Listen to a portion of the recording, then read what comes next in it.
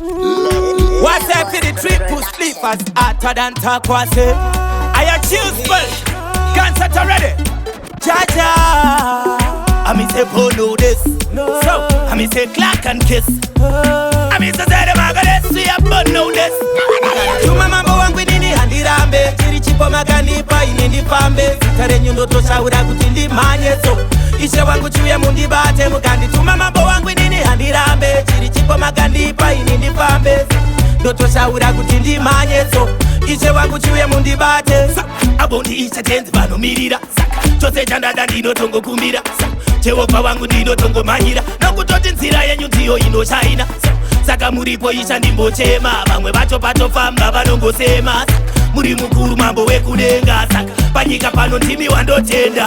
Tuma mambo wangu nini handirambe. Chiri chipo maganipa inindi pambe. Sitare nyundo toshaura kuti ndimanye so.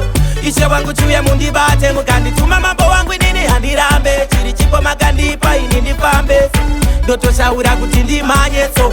Ishe wangu chuya mundi bate Chinto iro izwi rabva kuna Jehova. Saka pose ndokumbira vanotozisota. So mukuru wangu ndatozinzwa nenyota. Saka pose ndodaidza sendinopopota. Saka ishe wangu itai ndingofamba. Handisare kumashure ndoda pekutanga. So mukuru wangu mambo wekudenga. Shoko rangu riri pano ndoda kutotenda. Mukandituma mambo wangu nini handirambe. Chiri chipo maganipa inindi pambe. Sitare nyundo toshaura kuti ndimanye so. Ishe wangu chuya mundi bate mukandituma mambo wangu nini handirambe. Chiri chipo maganipa inindi pambe. Doto shaura kuti ndimanye so. Ishe wangu chuya mundi bate. Abondi isha tenzi vano mirira. Chose chandada ndino tongo kumira. Jehova wangu ndino tongo manyira. Nokutoti nzira yenyu ndiyo inoshaina. Saka muripo isha ndimbochema. Vamwe vacho patofamba vanongosema.